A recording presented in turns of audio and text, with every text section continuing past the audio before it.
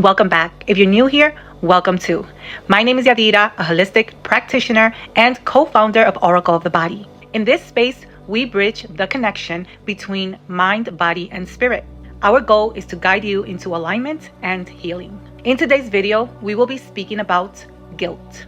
For the past few videos, I've been speaking about the lymphatic system. The subject has been about mood swings. In my past video, we discussed anger, and in today's video, we will discuss guilt. As we continue to highlight the lymphatic system, the father of the body, we must continue to acknowledge truth. Healing starts with honesty. Guilt is another form of mood swings, rooted in the belief that you are not enough. Perhaps you feel like you're not doing enough or showing up in other people's life the way they expect you to. Perhaps you struggle with self-confidence or self-conflict. A lot of guilt stems from our looks, from comparing yourself to others, criticism, judging.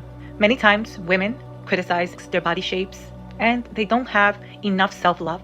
Of course, society makes women feel as though they're not enough in many shapes and forms. Many women are striving to be the ideal woman, and many times they give up altogether.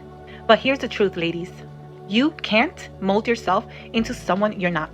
You can't undo the past, and you shouldn't try to change the uniqueness that God gave you. Because the truth is, everyone has their own unique power, beauty, strength, and intelligence. Your beauty is yours alone, and you can't find it twice.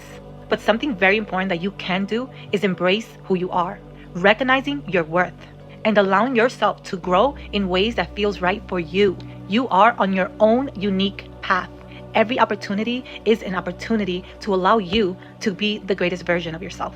You can do this by improving your habits and by allowing yourself to explore new experiences, because learning about yourself is so important for your growth. However, guilt creeps up on us and it leads you into misalignment, has you questioning your own worth. Anything you do for others, you're always doubting if you did enough. And this message is to help you shift that perspective, to bring you back to you and help you release guilt, to allow yourself to walk into self-acceptance and to find the parts of you that are unique. Many times, women are influenced by other women. Instead of appreciating their own uniqueness, you absorb the charm of others, and that neglects your own essence. See, it's okay to admire other women and to appreciate their beauty.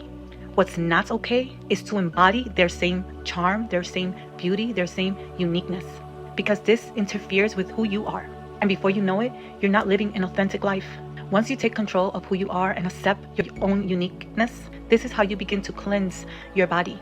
Your lymphatic system is the father of your body, and it needs you to be aware of what you put in, mentally, physically, and most importantly, emotionally. It's time for you to step out of your comfort zone and find your uniqueness. What do you like? What colors you like to wear? What clothes you like to wear? What resonates with you?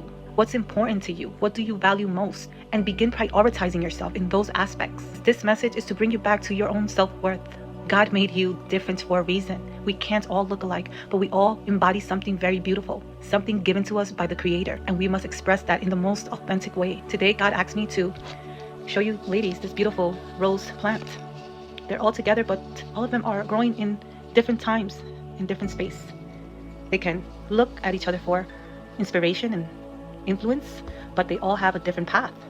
Some will bloom faster than others, and that's the way we should see ourselves, as this beautiful rose petal. Everybody grows differently. We all have different colors, even if we're all beautiful flowers, but our path is all different, and we have something extraordinary to share. We all have a uniqueness within us. God provided us, all of us, with this beautiful opportunity to bloom, and many of us will bloom in different ways, and that's okay. The goal here is to find who you are and to elevate and appreciate who you are.